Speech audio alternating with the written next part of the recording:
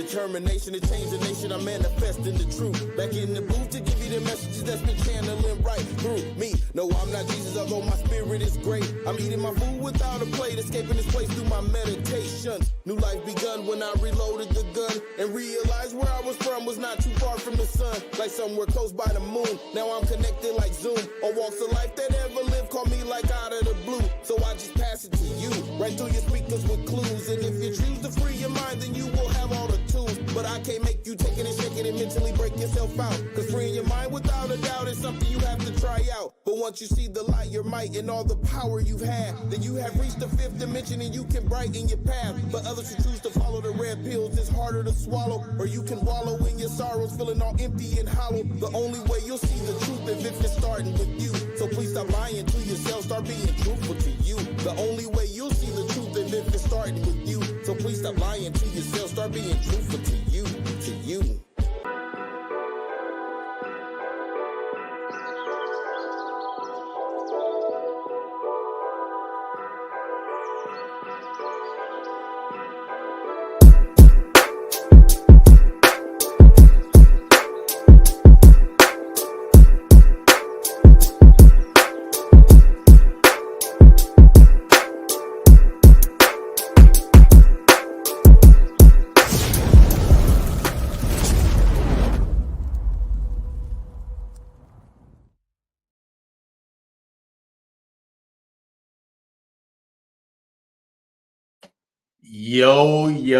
Yo, what's happening, people? Man, hey, what's happening to everybody on Instagram, TikTok, Facebook? I appreciate y'all joining in. I'm gonna try my best to keep up with the Instagram chat because most of the time trying to keep up with two chats and I'll be missing comments. But today I want to definitely make sure I'm getting everybody's comments and stuff. Yeah, so we are joined by a special guest and a special co-host. That's right. We got a special co-host in the building today. So yeah, if you read the title, it's A Mother's Strength with Tabitha Manning. I had to get that A right. I had Tabi. I'm like, wait a minute, it's Tabitha.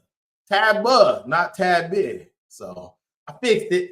And so yeah, we got Tabitha Manning here, and she's joining us to give us a little strength, give us all a little love, and talk to us about a mother's strength and how she is still dealing with 12 years later the her child being taken away.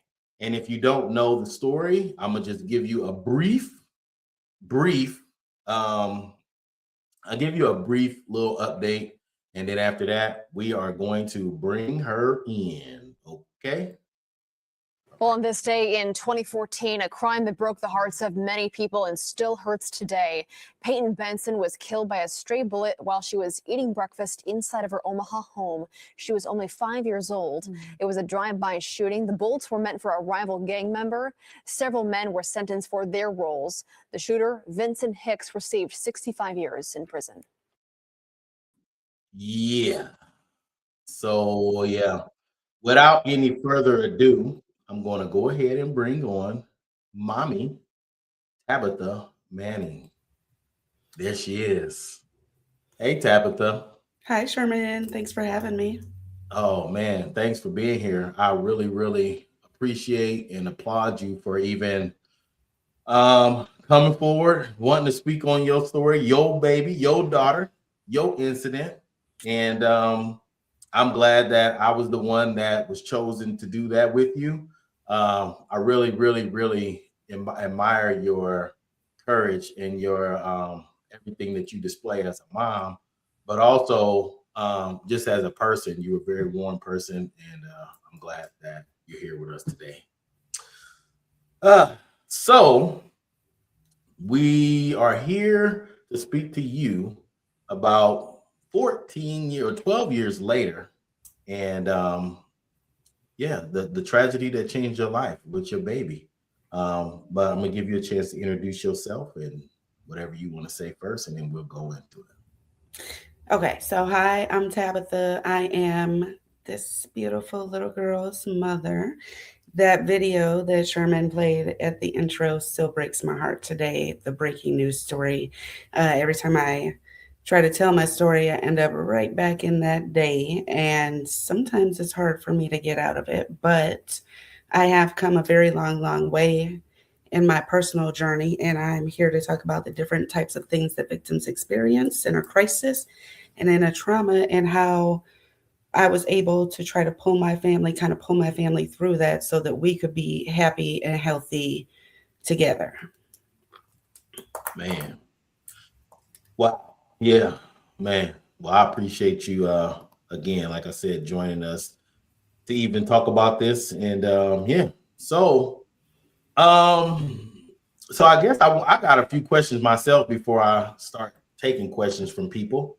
I do want to know, like, when you were pregnant with Peyton, how was your pregnancy, and how was you feeling and everything once you carried your child? It was a pretty normal pregnancy. I was in denial for the first half of it because I already had two kids, and I Mm, got pregnant with her pretty much immediately after I had the second baby. So I was in denial for most of the pregnancy, but no complications, no emotional. I don't feel like I was extremely emotional during the pregnancy with her. Uh, I do remember the birth of her, though. I went to the hospital. That I usually love thunderstorms, especially a good thunderstorm. And for some reason that night, the storm was scary. So I gave birth to Peyton. I can't remember what time it was.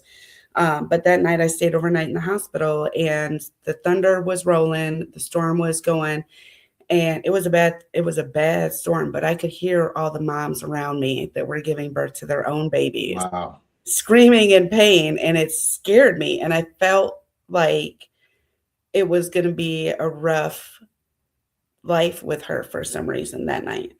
That scared me, but it was a normal pregnancy. Everything went well. No complications. She didn't have any problems when she was born. She was a normal, healthy baby girl, and she was adorable. That face on a baby, it was adorable. Definitely. And so then, like you said, you remember the birth, and then her as a baby. I mean, you only had 5 short years. What was her character like as a baby She in was a growing she up? was a normal baby girl. Yeah. She uh so I spoiled all my kids when they were born. I held them as much as possible. They slept next to me until they were Mm, at least two. And for different reasons. One of the reasons was because we didn't have an apartment big enough to have for everyone to have their own room. And she mm, was my third baby. But when she was born, I had a two-bedroom apartment and three babies. mm. So we had to. But she was a normal baby girl. Um, she liked helping, try to rate. By the time she was walking and talking, she liked trying to help. She wanted to be the mom. She wanted to do everything that I wanted to do. She wanted to mimic me. She wanted to do her hair, her makeup, and get dressed up. And then when her younger brother was born, she started dressing him up. He would come out the room wearing her shoes, wearing her princess dresses. She was trying to put grease in his hair to do his hair. Um, she was excited to go to school. She did have a little bit of a temper, Hmm. but only when her brothers messed with her. If they came crying, telling me that she did something to hurt them, I always asked them what they did to her first. Yeah. She was tough like that. So yeah, she wanted her purses, her bags. Uh, yeah. Yeah. She wanted her purses and her bags. Hmm. Yeah, and like you said, I know. I mean, I don't know. I can only imagine. But being able to talk about this and even bringing it up, I know. I mean, it's touchy, so I can only imagine. But again, I applaud your strength for even being able to do this.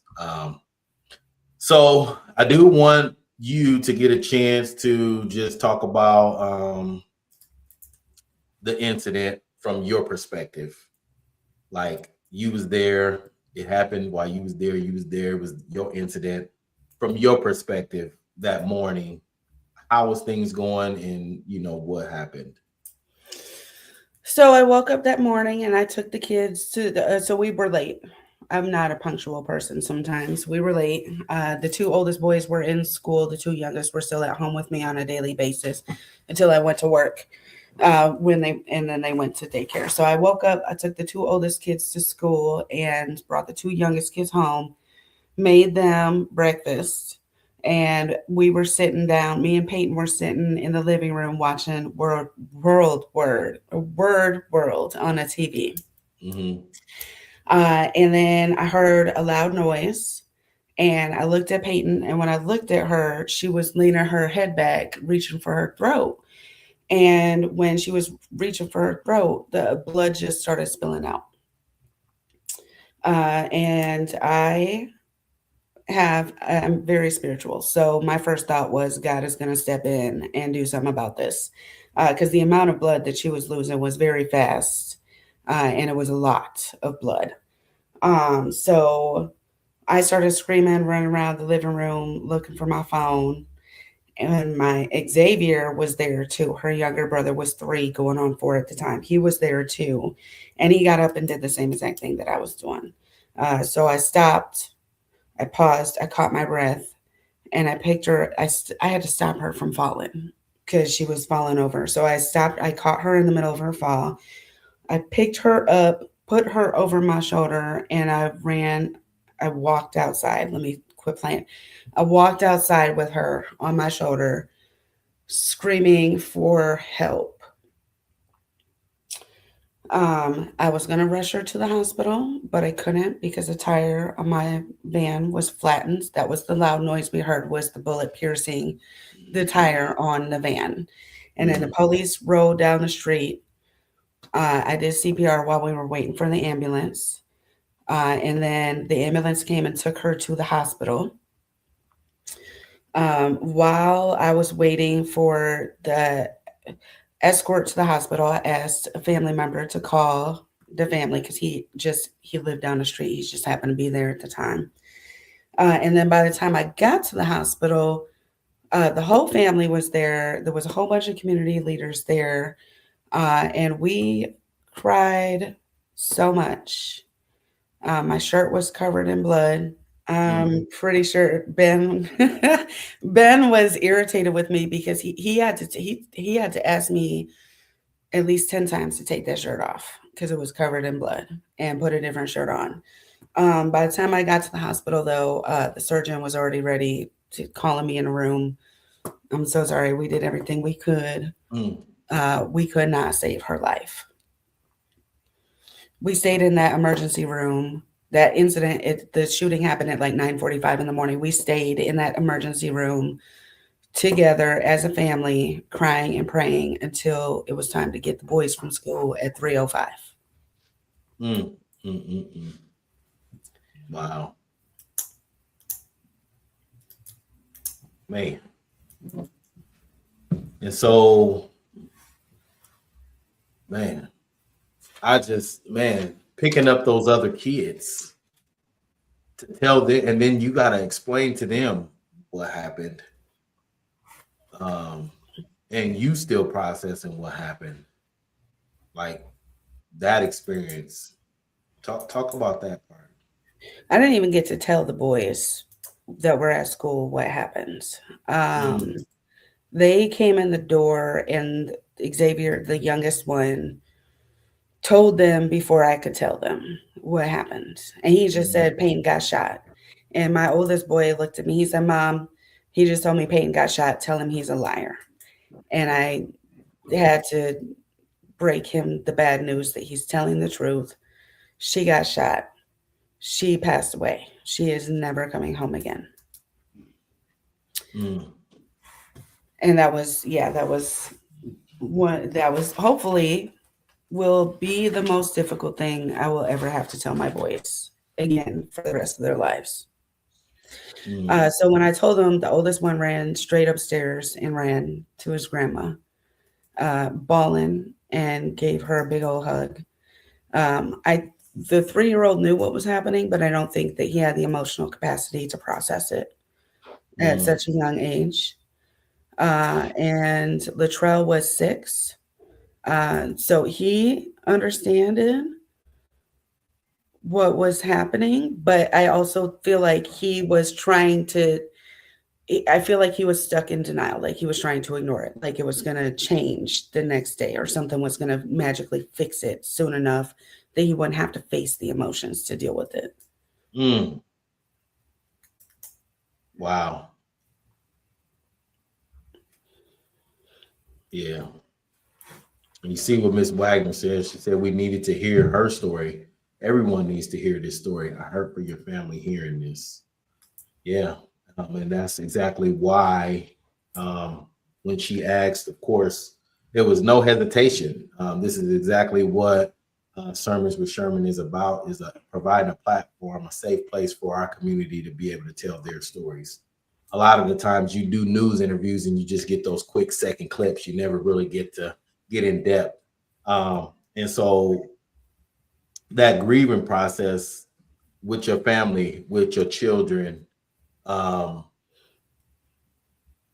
I mean, it's 12 years later, but we still remember it. I mean, how was that for you guys? So my personal grieving process was physically painful.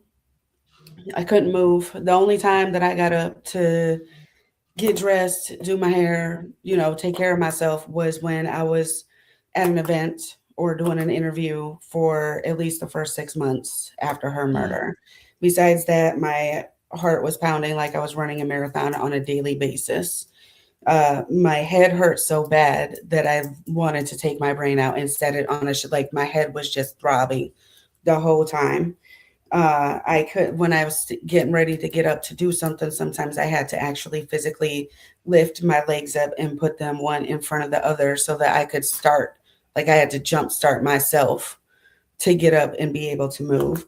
I didn't want to eat. The PTSD it took several minutes for this whole process to happen the morning that it happened.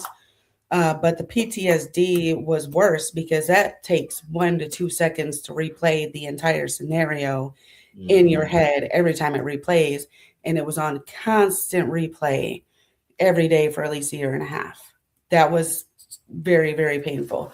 And then there was, hold on, I took some notes here. So with the boys caused more pain too.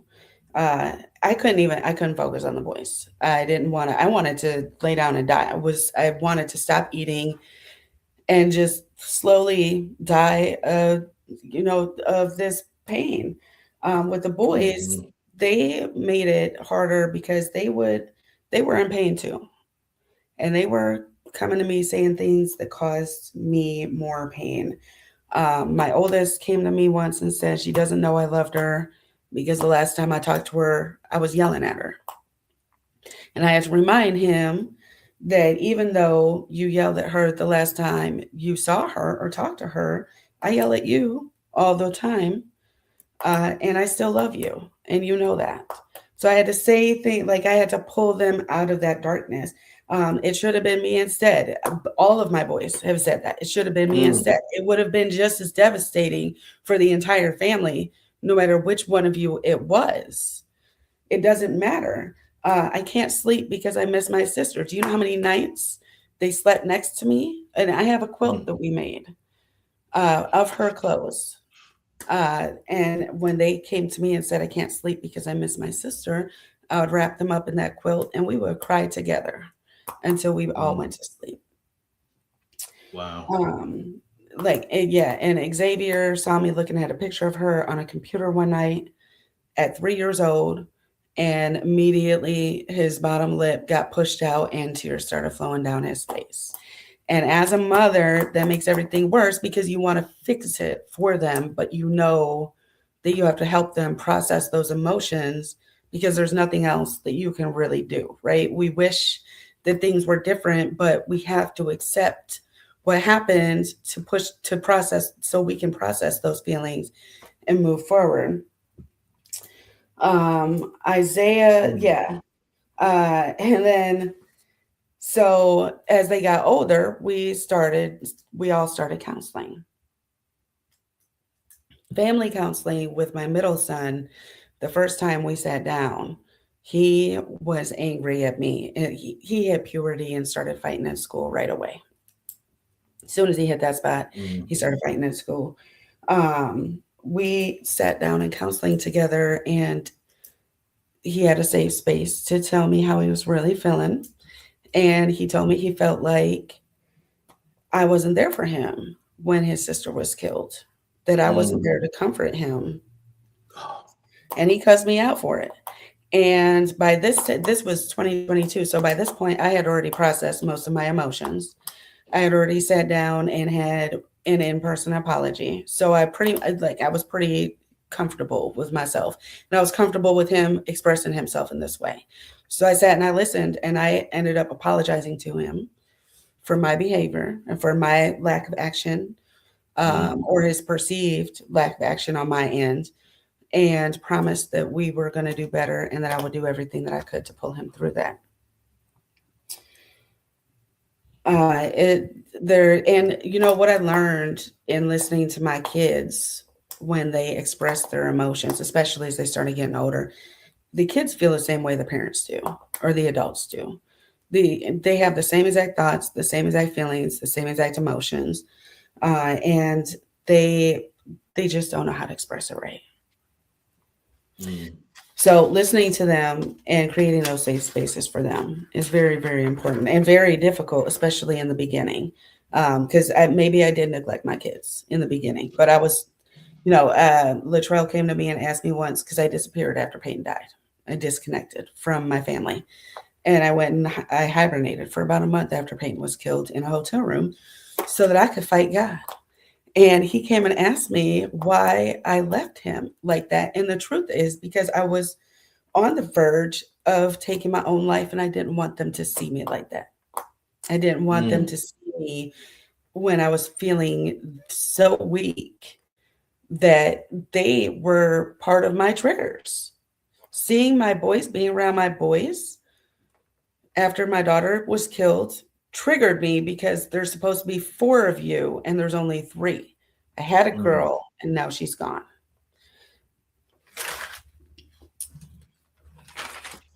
Wow. Man, I'm just taking in everything you just said. I guess I never looked at it from the standpoint of the child saying, I felt neglected after our sister died, but you still have to deal with you and your child, and then feeling worthy to live. Feeling worthy as a mother. Yeah. As a mother, that 5-year-old was mine to take care of. She was mine to protect. She was living in my house. And, losing a child is something that no parent ever wants to go through. And it's hard. Like, you realize your own mortality. You realize that you're not as strong as we wish that love was, strong enough to save them in that situation. It was strong enough to bring them back to life. Mother strength indeed, because man, I do want to talk about like the advocacy for other victims or other mothers. And for this segment, I want to bring in our special guest co-host, Brother Jahi Shabazz. How you doing, sir? Hotep family, how you doing? Pretty good, pretty good. Yeah, I wanted to bring you in for this part of the conversation. After Tabitha talks about like the advocacy for victims, like what do it look like? And then like in her space, her type of advocacy, or then what kind of advocacy did she need or did she get at that time? And then from you, I want to know, as men or other people in the community, what kind of advocacy can we provide for people when they go through this type of situation? So Tabitha, you first. What the advocacy part like for you, or during that time, was it there, and how did you feel, or do you think you can provide advocacy for other mothers at this time? The advocacy was definitely there. The community support was there. Jahi actually stayed on the phone with me every day for, I thought it was 6 months, but I feel like it was a lot longer than that. Just talking me through the feelings and the emotions and helping me process everything down up to and including the way that my life changed at that point. So I advocate for forgiveness 100% because it helped pull me through. The forgiveness was strong enough that the hopelessness I was able to process that hopelessness. I was able to process the anger. I was able to process. It helped me because it provided strength in itself. Forgiveness provided strength in itself in the way that I was able to step back and look at myself and say, listen, you decided the day of the murder that you were going to walk in forgiveness. And that is where you are powerful. And that is where you get to take your steps forward. That is the path that you chose. So I will always advocate for forgiveness, but also in the 12 years that, it's been a long time, all of the apologies that have come in, I think I have 3 written apologies and 2 in-person apologies. I went and saw Vincent Hicks in a prison in person so that he could apologize face to face.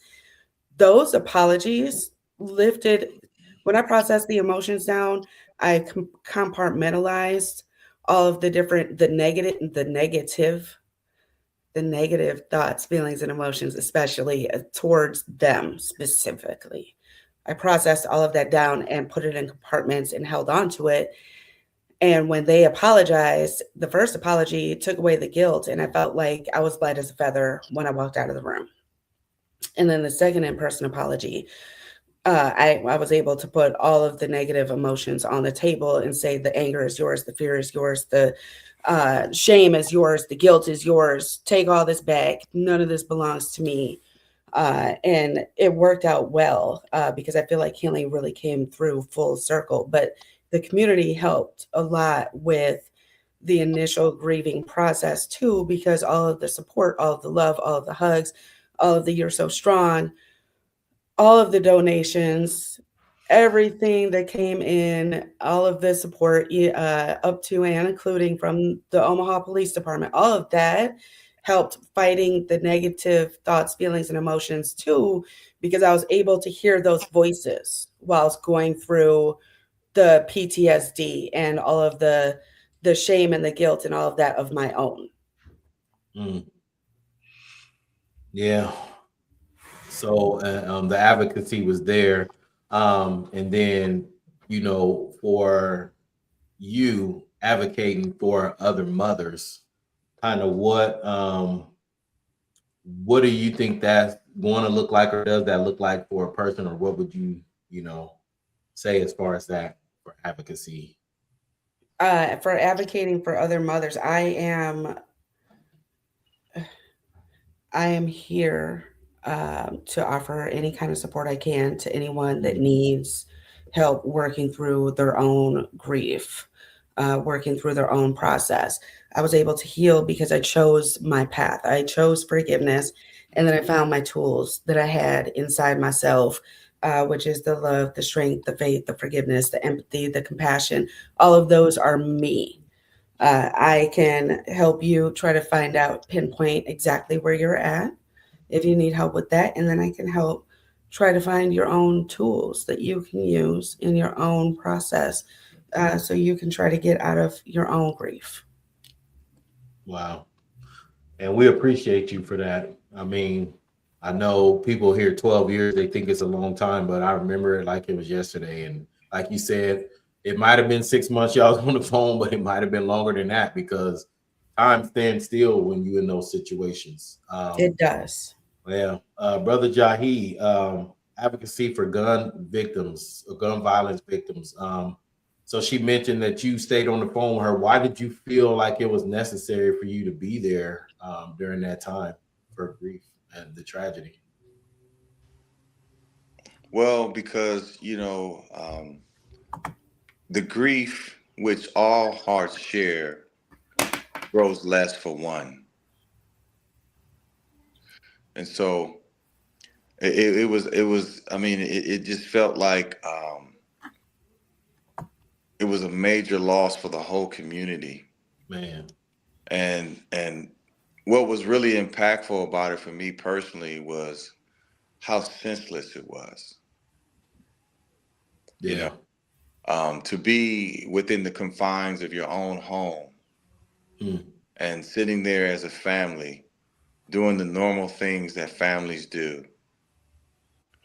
And the madness and the ignorance that runs rampant throughout the community invades your house.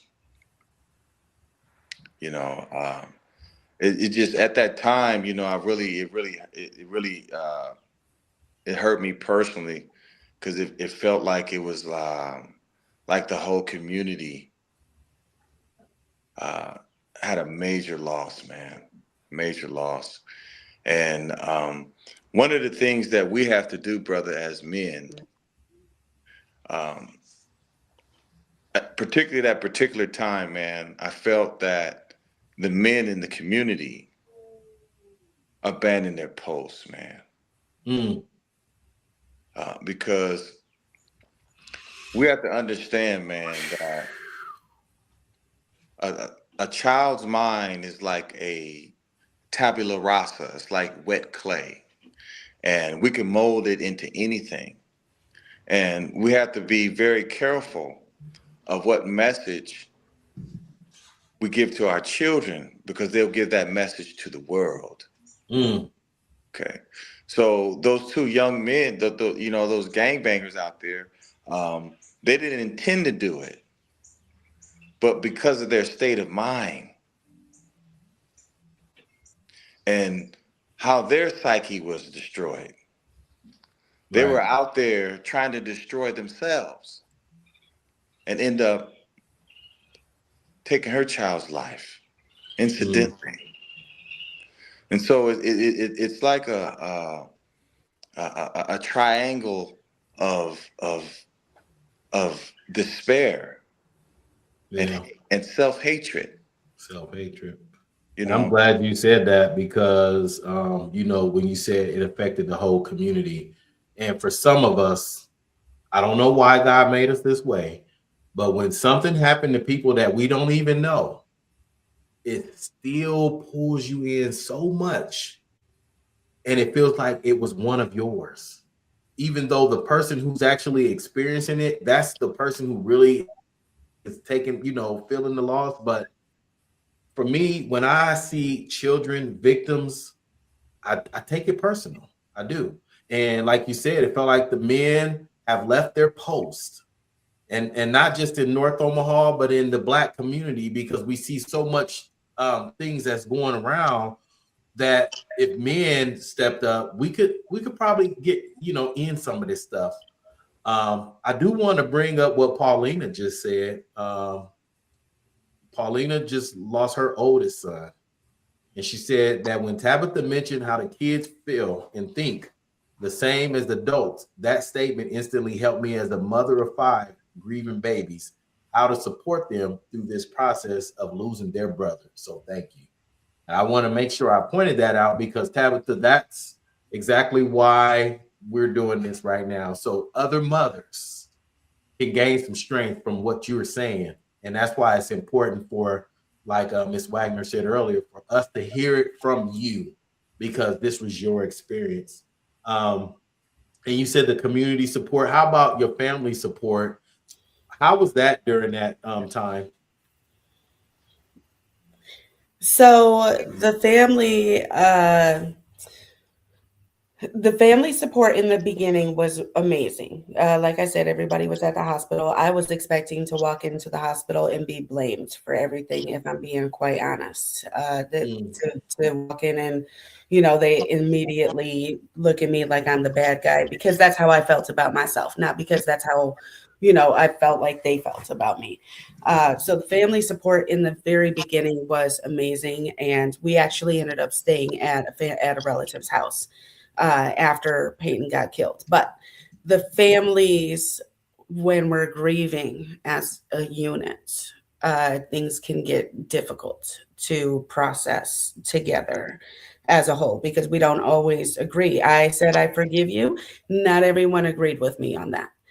So we had to learn how to set boundaries and agree to disagree on some things so that we could keep the family together as much as possible, while also not causing more harm to each other. Yeah. When you say keep the family together, it's I don't know why, but every single time a tragedy happens, we do turn on each other. We separate. It's a lot. And like you said, you expected to walk in and get blamed for everything, you know. And I actually just made a video about that. I caught a little slack, but I was saying, and it was actually an old video. I just reposted it about fathers being a part of, you know, the child's life, and sometimes it seemed like it's just all on the mom. And so when you say walk in and I'm gonna get the blame, like it's terrible that you had to feel like, you know, as the mom, now everything is on me. It's my fault, you know. And then keeping the family together, it's tough because I've been on both sides where we're the victim in the family or our family has done something and it's still always some kind of fallout, you know. And so the family support is important, and then having the community support. But then, you know, here we are 12 years later, all the lights and the camera and the support and the people is gone, and Tabitha is still left to deal with this, you know. And so that's why I felt like it was important once I talked to her and then met up with her, and still to see her strength right now. Um, a mother's strength was the only title I could come up for today's show because that's what I got from you, you know, seeing you upright, head up, you know, smiling, eyes there. You know, sometimes you look at people's face and you don't see a soul, a spirit no more. And I'm just happy that you're there and you're able to share. And then somebody like Paulina, who just went through this, can still get something from you. That's just beautiful. Jahi, I do want to know, like, from your perspective in the Black family, do you think we're supporting enough? And what type of support or what should support look like from your family in these types of situations? Well, the major variable, man, in the Black family, Mm, people are arrested in their development. And so we have children having children. Um, we have males masquerading as men. And then we have uh, a matriarchal system, most of us, where the mother in the house has to take on both roles. man. And you know it's so messed up because then as a mother, you're naturally the nurturer, right? But then you got to be the disciplinarian.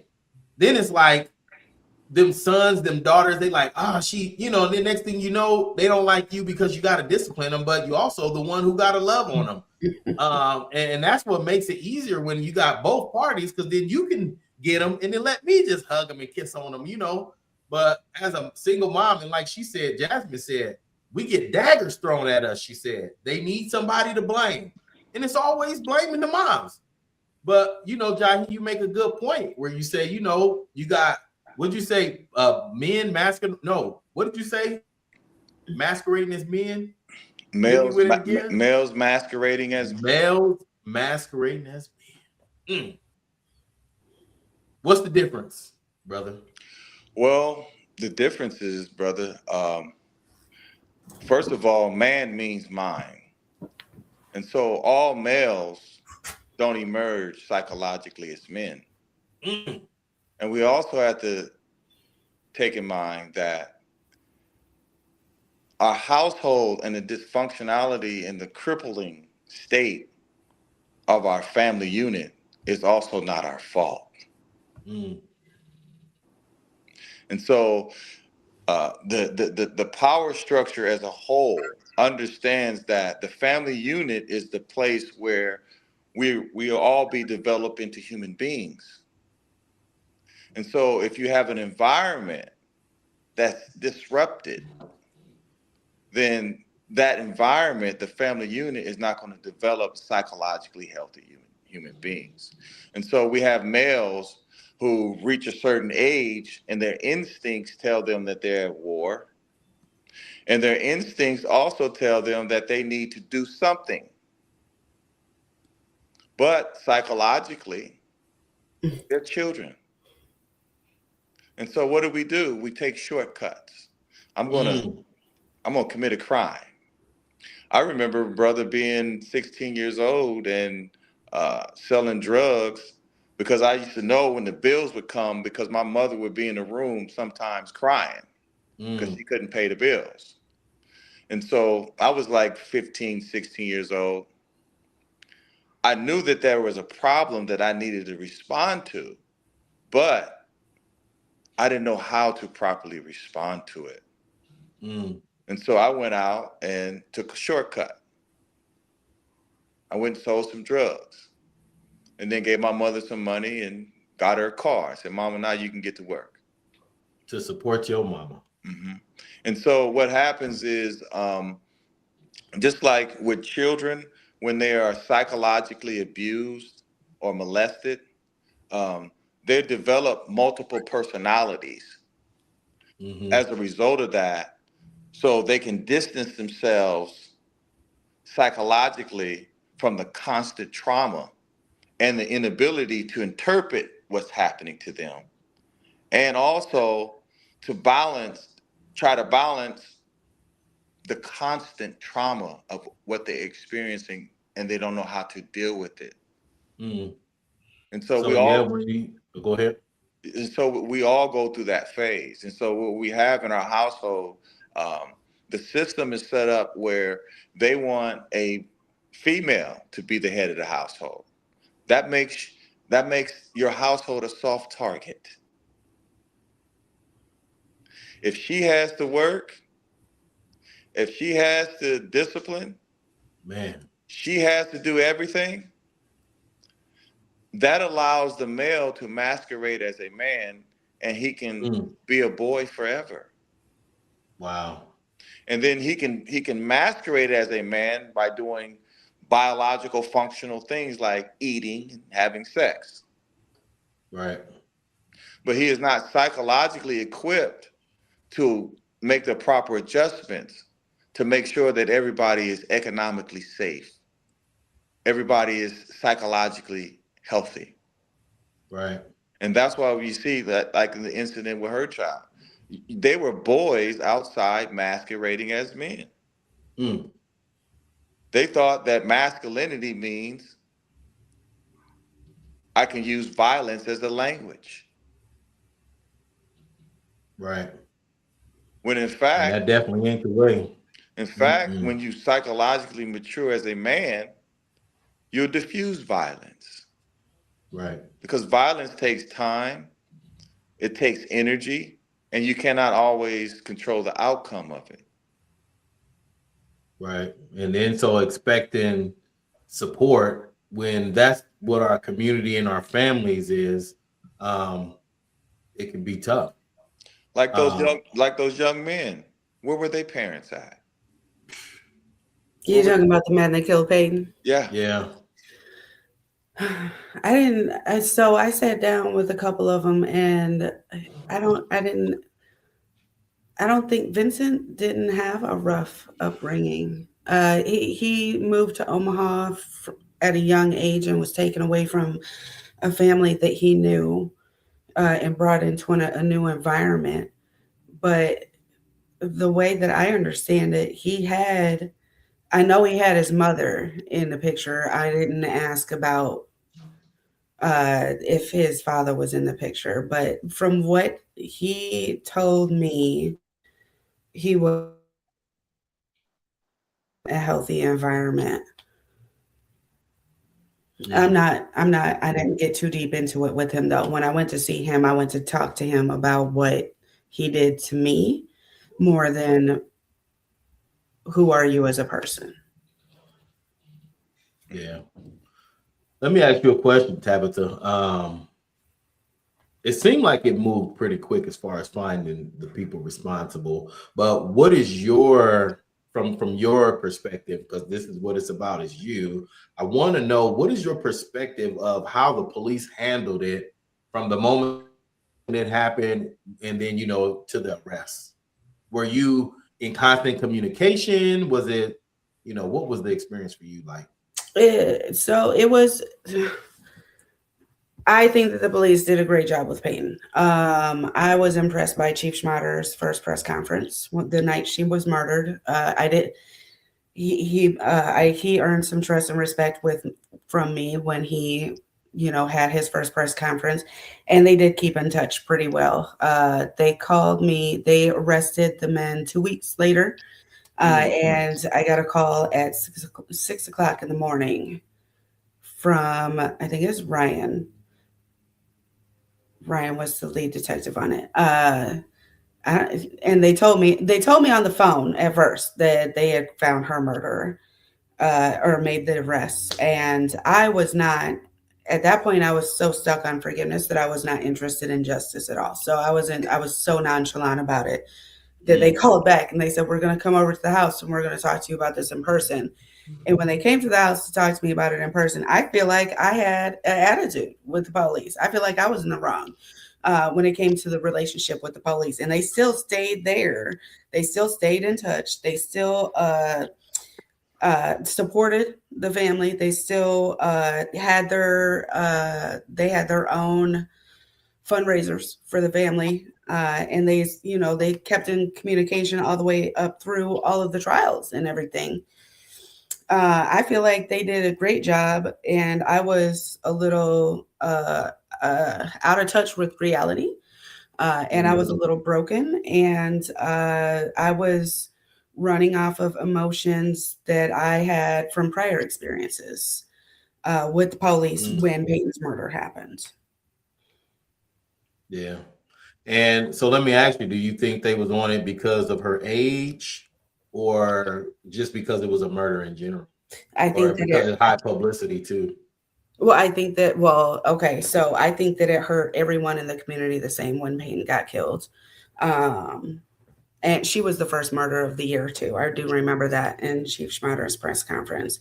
And I think that they're just fed up with the murders, especially now that, you know, and everybody is somebody's baby. I would never take away from anybody's age of anyone that was murdered. Everybody is somebody's baby. Right. But I think that it did hit a little different because she was 5 years old and she was eating breakfast in her home. Yeah. Yeah, I know. So I'm glad that you had that positive experience. I know that sometimes in our community, everybody don't get that same experience when it comes to murders, you know. And we sometimes have to investigate ourselves. I think when there was a video from last year of Jahi getting in the sheriff's face, right? And the reason I'm bringing this up is because sometimes I think as a community, we forget that the police department works for us.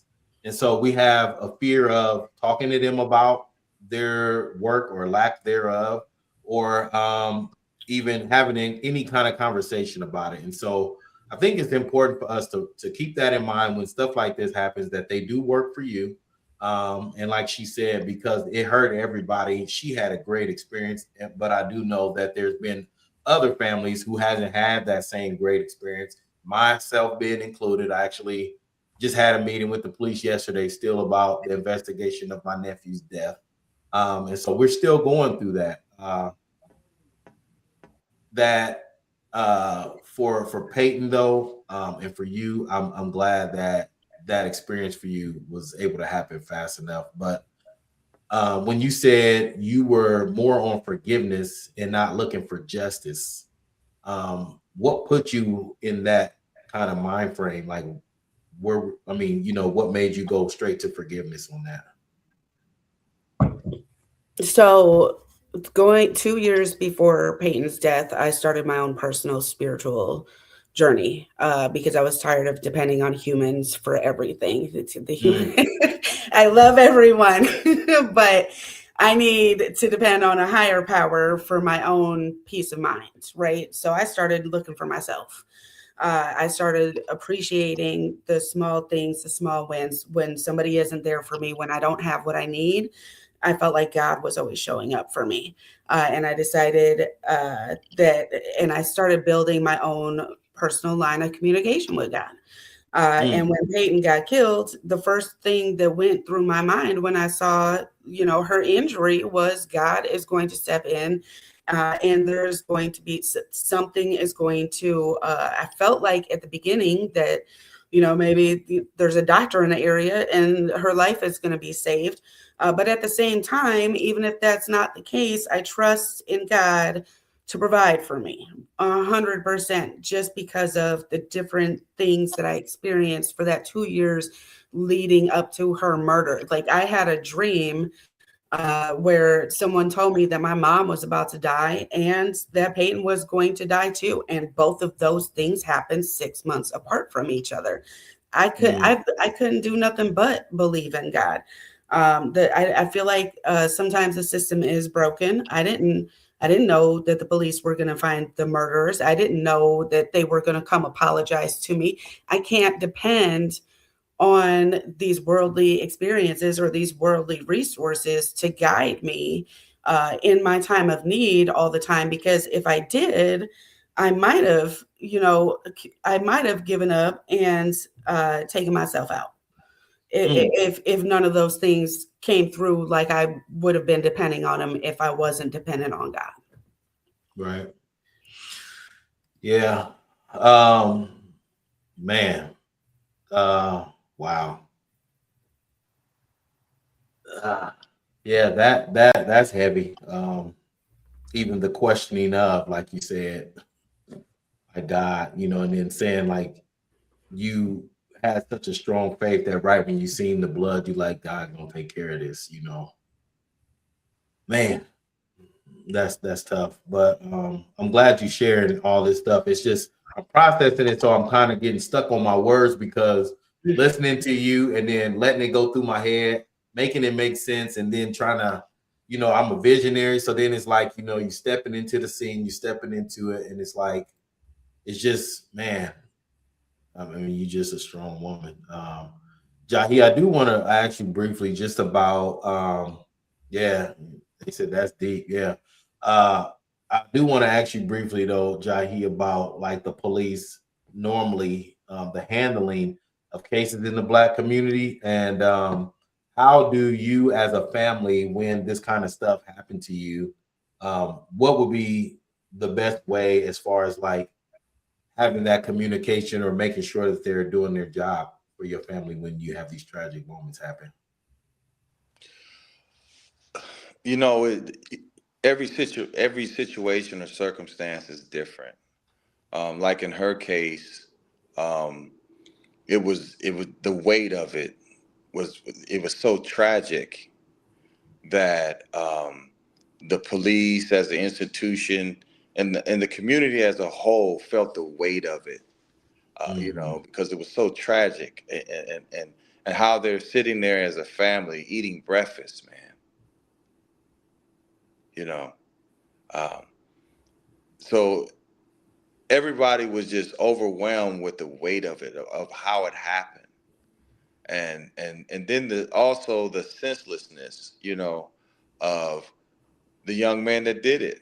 He didn't intend to do that, but his ignorance snuffed out her life, man. His ignorance outside. And it shows how they're different, particularly in our communities, brother. We have to be aware of the frequency of things and how his ignorance, both of all the whole group, those kids out there that day, how their ignorance had a ripple effect. And that frequency and that ripple went all the way into their house while they're supposed to be in the confines and the safety of their house, and snuffed out their life, man. And so, each circumstance is different, Yeah. And then there are circumstances where the police are the assailant, Right. and we're the victim. And then there are circumstances where we are mutilating each other. And we got to hold each other accountable for those too. Yeah. And so, it's going to vary, man, as far as dealing with the police. I'm not anti-police. I think the issue with the police is it has historically, the history of the police, the officer was actually the overseer on the plantation who guarded the property, which was us. Yeah. And so the history and the inception of the police is horrible. Yeah. But I also think that it reminds me of in Boston when the Irish were migrating into America. Before they weren't honorary white people at that particular time, and so they were abused and harassed by the police department. So what the Irish did is they infiltrated the police department. They joined it. Yeah. They became the police. Yeah. So I think that's true. one variable that we need to implement. Actually, man, Black police officers have shown to be some of the best police officers. Yeah. Black police officers don't shoot and kill white children. Yeah. Black police officers don't beat us up either and harass us, not in mass. And so, but every institution in America, brother, is going to have that poison of racism. You know what I mean? I don't know when we're going to cut it out of America, brother. I don't know if it's going to ever be cut out because it's part of the foundation, like you said, with the history of how the police was started. So yeah, I do want to ask you though, Tabitha, being a voice for Peyton, you telling her story, how has that journey been, and what advice would you have for victims, or not even victims, or anybody who has a family tragedy, to be able to share and be the voice for their loved one without being exploited? And so I do want to ask you, like, how has your journey been, and dealing with, becoming the voice for Peyton? How has that been for you, and what advice would you give to a family to make sure they don't get exploited, or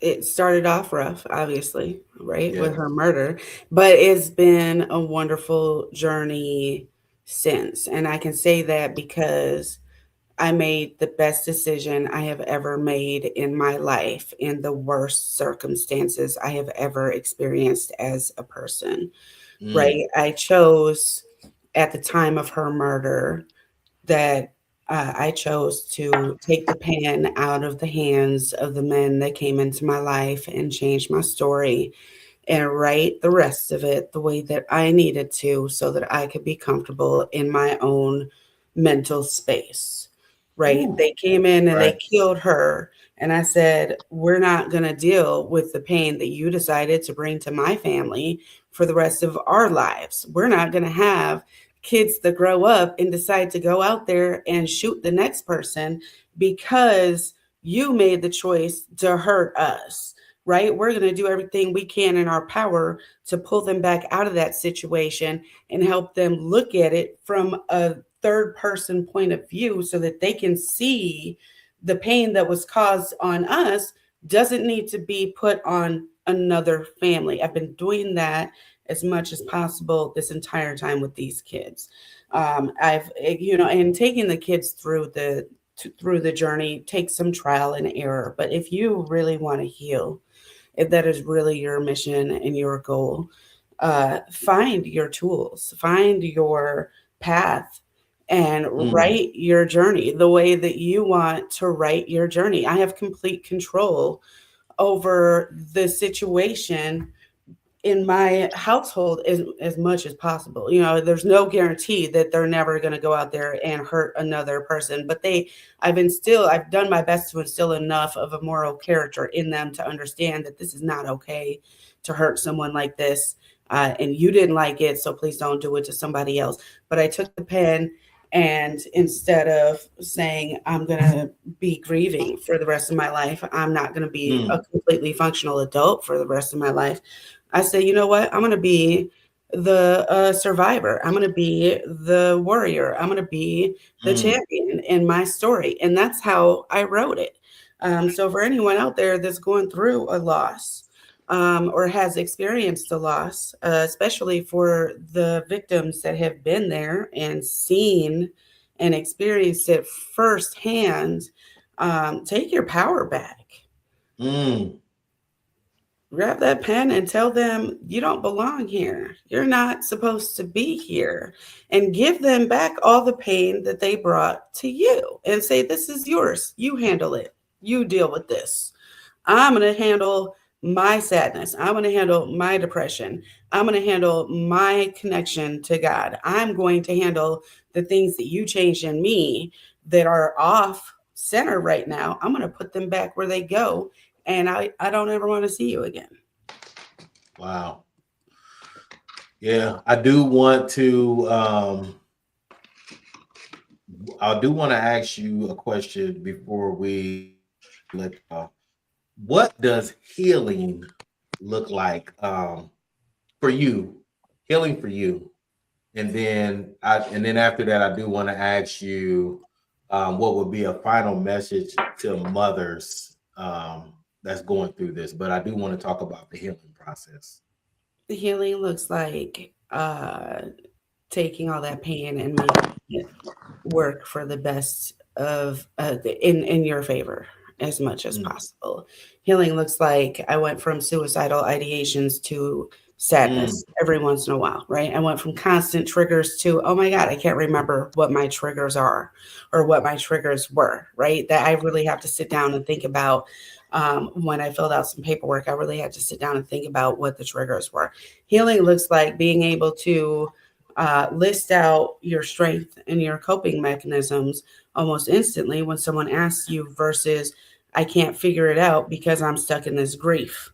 Healing looks like being able to stand up and defend your kids when you need to, and also holding them accountable when you need to. It looks like recognizing when they're spiraling a little bit out of control. Hey, this isn't normal. This isn't you. Tell me what's going on, and sitting down and having a real conversation and figuring out where you need to step in to fix whatever is wrong. It looks like being able to, it looks like being able to function as a normal adult and have real thought content and control of your emotions as much as possible, because that was the worst day of my life. Bad things have happened since, but they don't take control of me like that did. And they never, I don't think anything can take control of me as much as that pain did. Yeah. And Shonda, who's on here right now, she said, yes, I'm turning pain into power. She recently just lost her son to a suicide as well. Oh, I'm so sorry. Yeah, her and Paulina. So, this is, man, you are providing this space for them to even come on here and feel comfortable talking and saying stuff. And like she said, Paulina said, she got something right away from just joining and listening to you. And so that message to the mothers, I do want to give you that. And then I want to show something before I let you go. But that message to the mothers, and I know sometimes I catch the slack again because I'm a big advocate for fathers being fathers. I don't believe in this a baby being born and then it's just all on the mom and then the dad got the option of whether he want to be there or not. That's ludicrous to me. When you help create a child, that you got an option to be a part of that child's life. But I think that for you, the message to the moms, not just the single moms, any moms, what message would you give them? Anything you want to say to them? Message to the moms. No mom ever wants to experience the loss of a child, especially not in a violent act of murder. But yeah, healing is hard, but it's not impossible. I felt guilty in the beginning when I said I forgive you to Peyton's killers because I felt like I was allowing them to get away with murder. But as time went on, I realized that whether I forgave or not, there was nothing else that I could do to bring her back. And I realized that I could have control of my life back if I could find the space that I needed to breathe. I think that's one of the hardest things in the beginning that I went through was finding the space to breathe because the emotions, the thoughts, and the feelings kind of choke you out a little bit, and the nonstop tears, the uncontrollable nonstop tears, really take over everything. But every time you get a chance to have a conscious thought while you're in the middle of all of that grief, if you make it a goal to change one of the negative thoughts into something positive, and you keep going with that, you'll get the hang of it like you're riding a bike. Eventually, healing is possible. Wow. Yeah, I really, really, really appreciate you coming on today. I do want to show something though.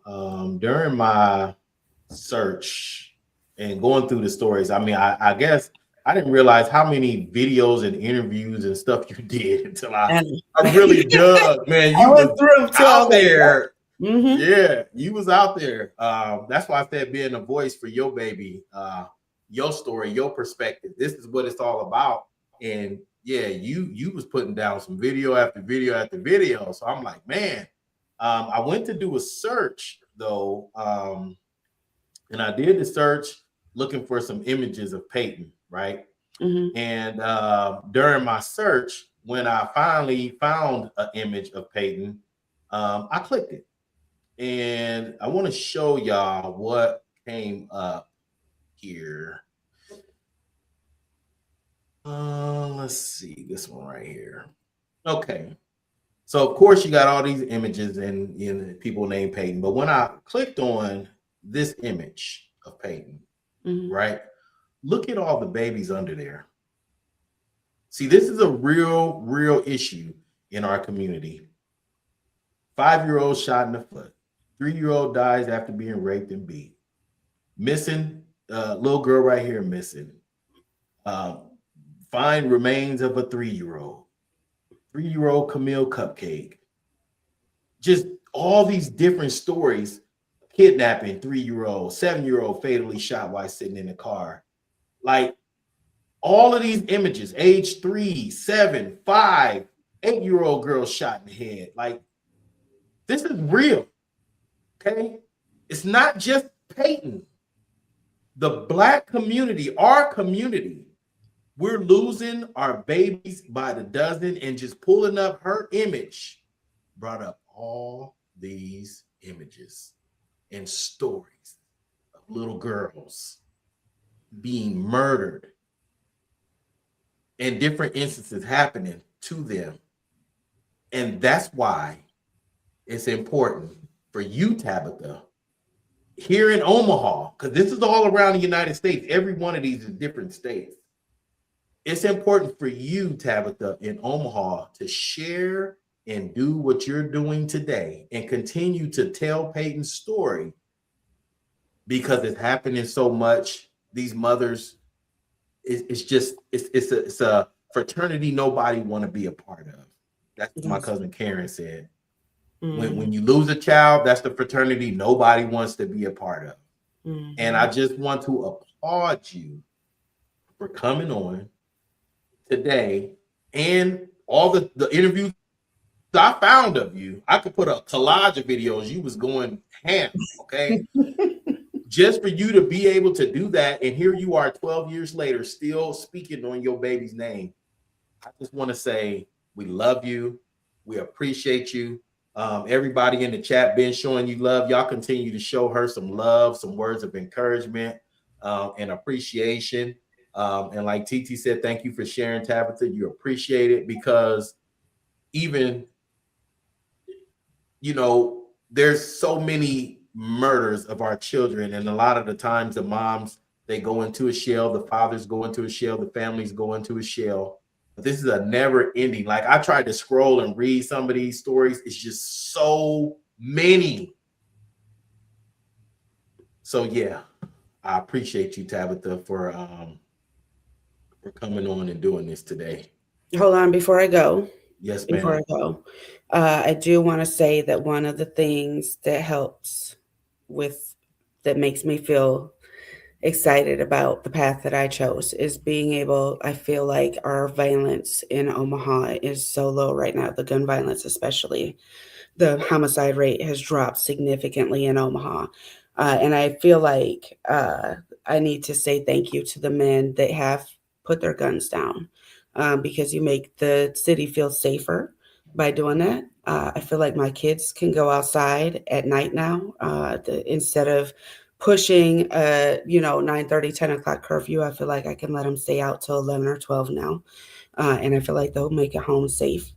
So I do want to point that out too, that part of I would definitely continue to the men that have been through so much that they feel like, sometimes the only option they have is to go out and take another person's life. I need to thank them for not making that choice, in the last couple of years, for choosing something different in the last couple of years. Yeah, I'm here.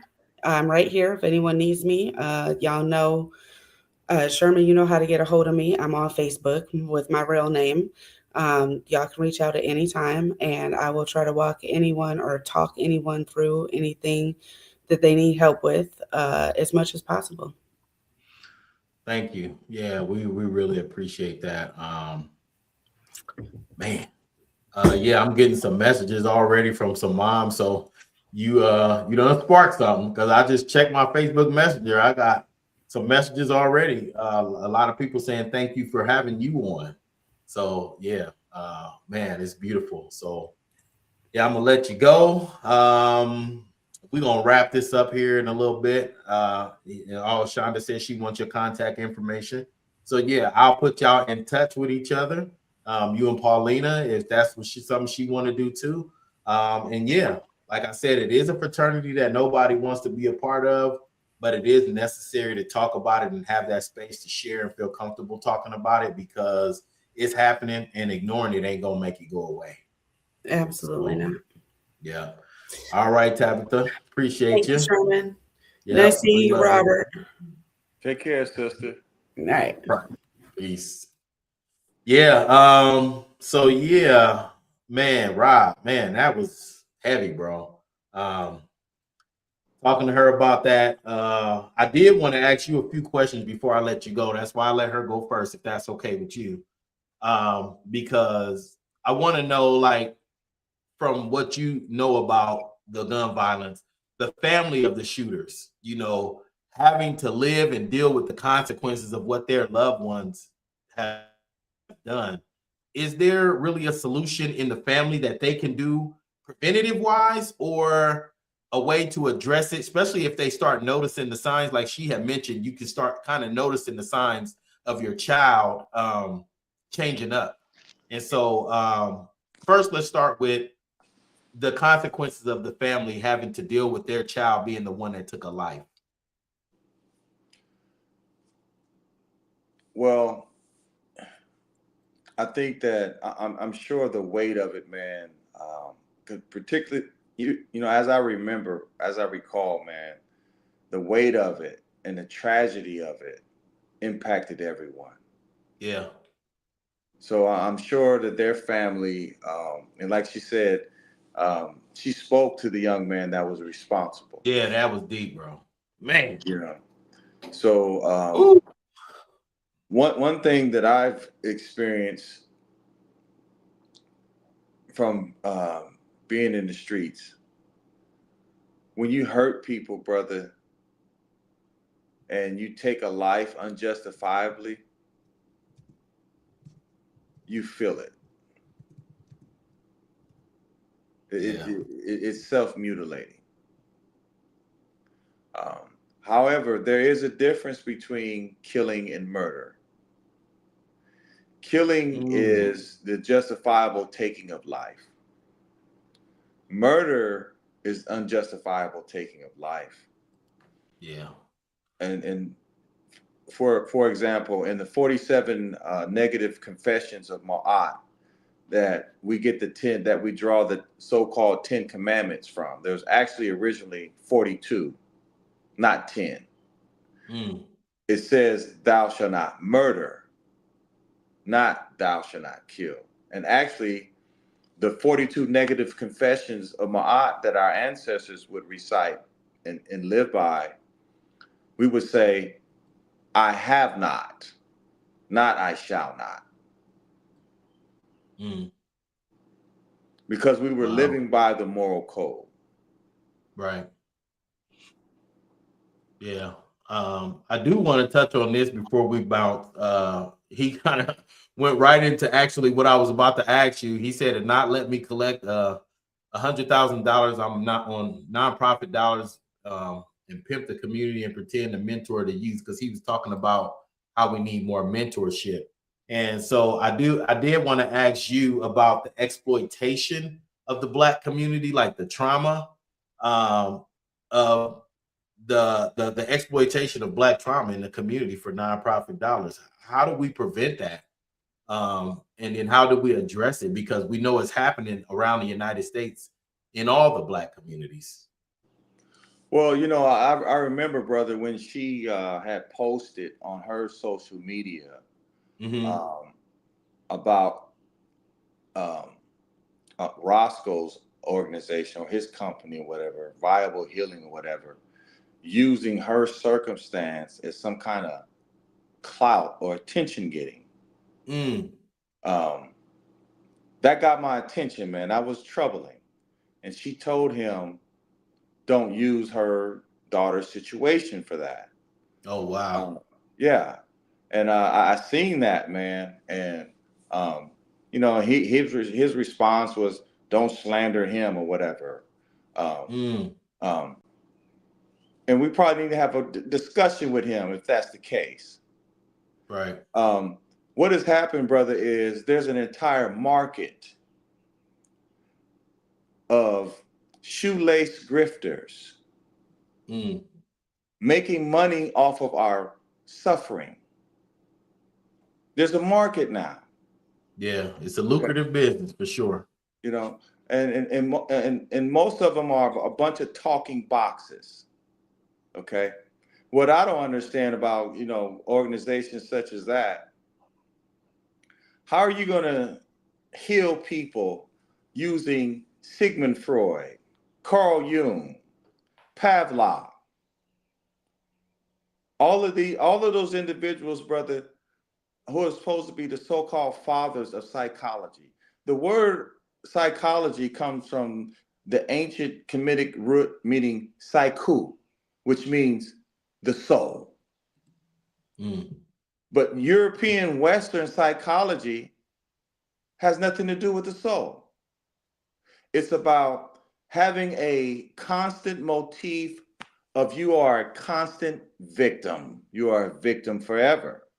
For example, if you go to an AA class, a guy come in there and say, hi, my name is Ray and I'm an alcoholic and I haven't had a drink for 17 years. When does Ray arrive? If you haven't had a drink for 17 years, you're no longer an alcoholic. You don't need to attend the meetings anymore.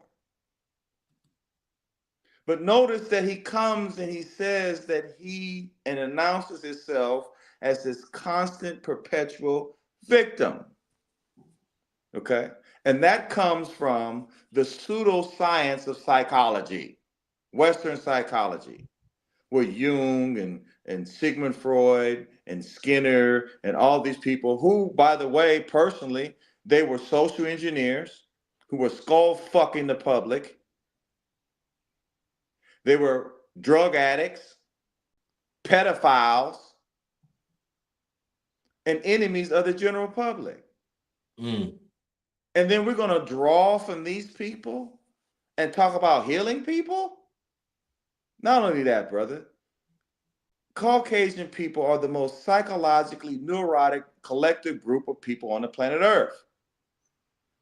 How are they going to heal us? Well, yeah.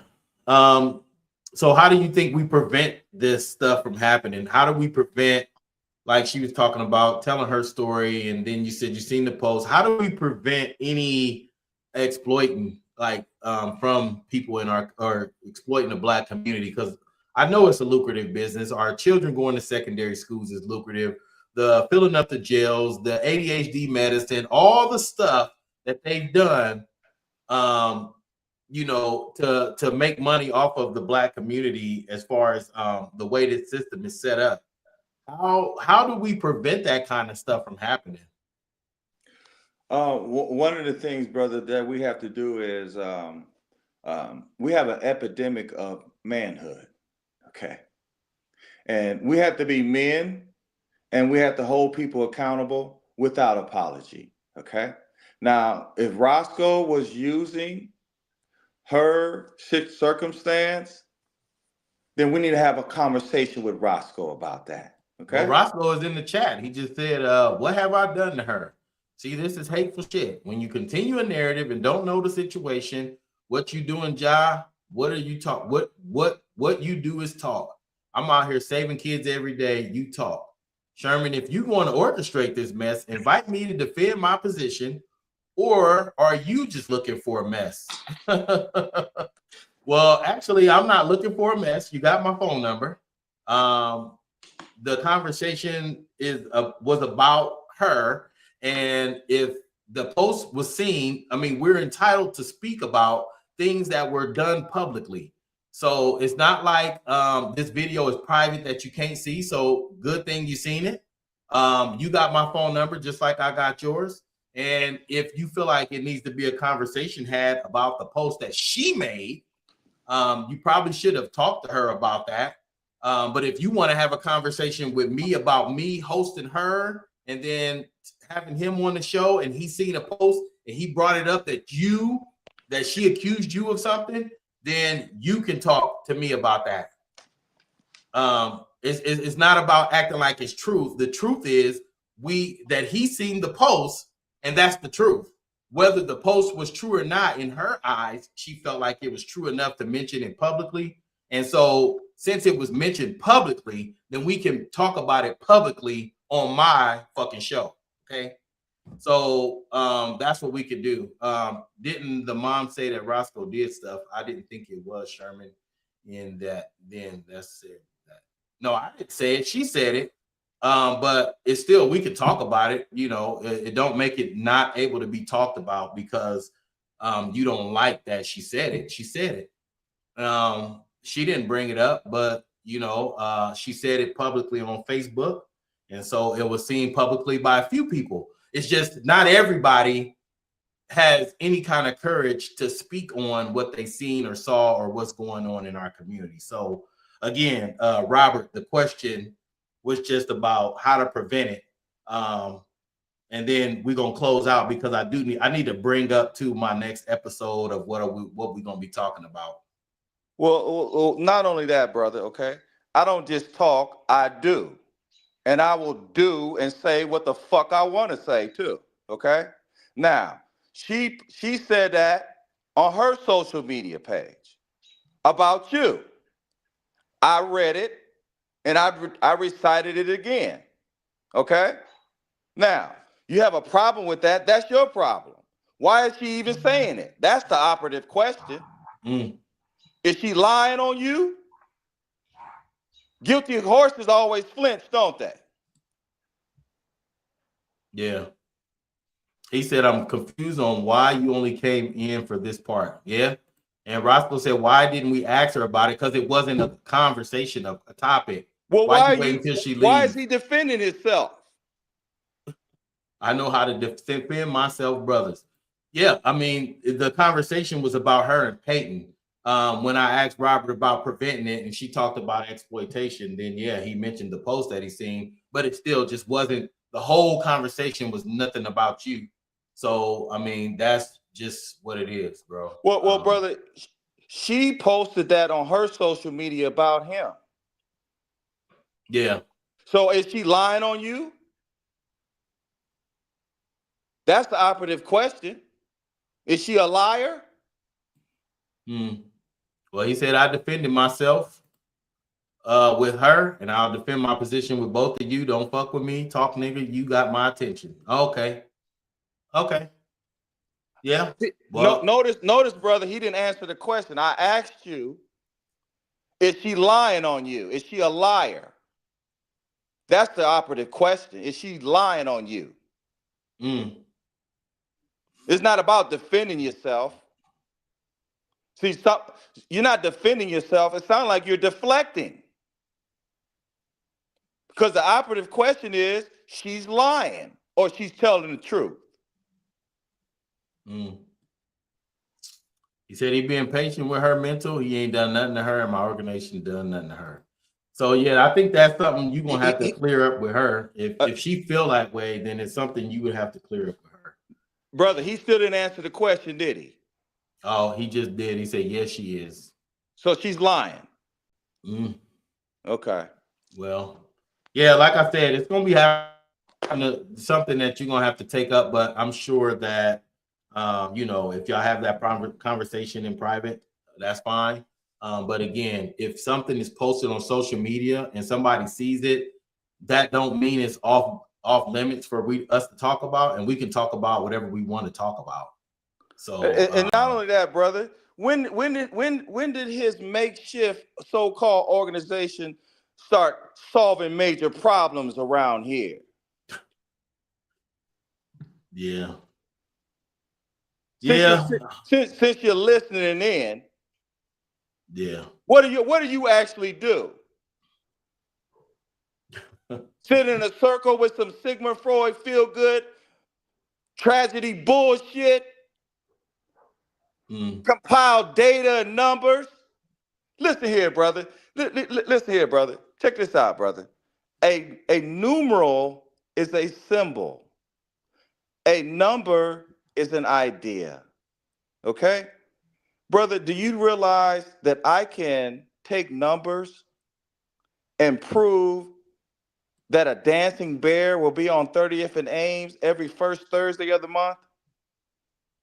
I can prove that with numbers. And so what we have here, brother, is we got these new shoelace grifters. They got a new hustle. They're the best dressed fucking grifters I've ever seen in my life. Hell, matter of fact, brother, I think that I have more respect for the people who stand on the median with a cardboard sign begging. And if you're making money off our problems, you are the problem. And since she's supposed to be a liar, why you didn't call her to be a liar when she posted it on her social media page in the beginning? You didn't call her a liar then. And why do we have to bring it to the point wait a minute, brother, is she lying or telling the truth?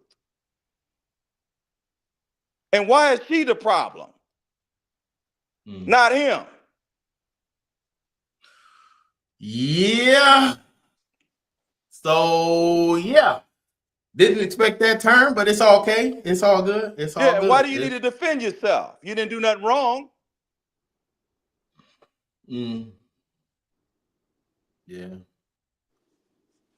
Yeah, well, he come out with a cookie cutter hustle. All y'all doing the same grifting. Making money off our problems. And the problem's still here. Going to court.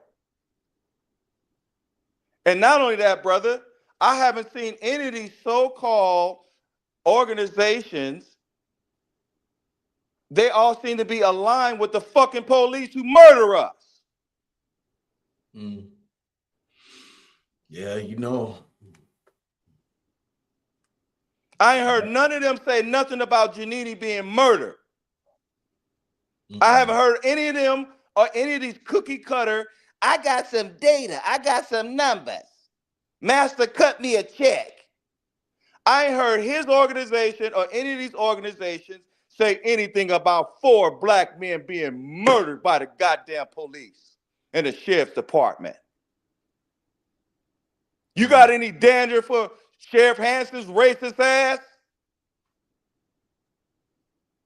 What you got to say to him?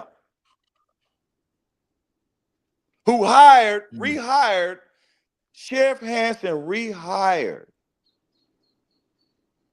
a murderous cop and put him on the payroll.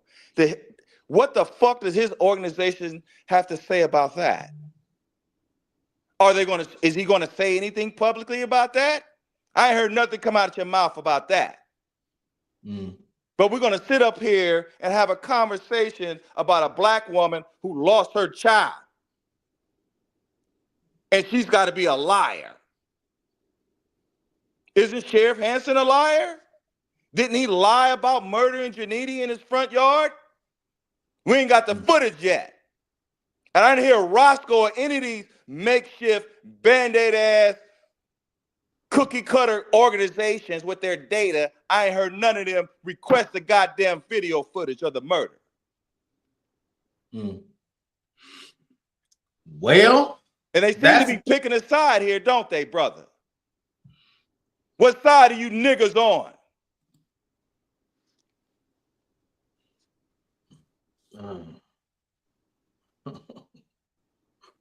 Yeah, so this could go on forever, I guess. Yeah, I don't need to call you. You got my number. I don't give a fuck about what you're saying. If you got an issue with me, you can call me. Like I said, this is my show. It came up. You making it more of an issue because the show was not about you at all, but your name came up because of we talking about exploitation and somebody happened to see a post. Okay, so I don't need to call you, but if you feel like you need to talk to Jahi, you can call. Yeah, or you can just meet up somewhere and y'all can talk. You know, but again, the show is about Peyton and Tabitha, and we let her go because I wanted to ask him these questions, and then here we go now. And what do you I want to make sure. What's that supposed to mean? You still yapping? What, you gonna make me shut up? Yeah, that's not possible. Yeah. So yeah, we're not gonna in wrap. person either.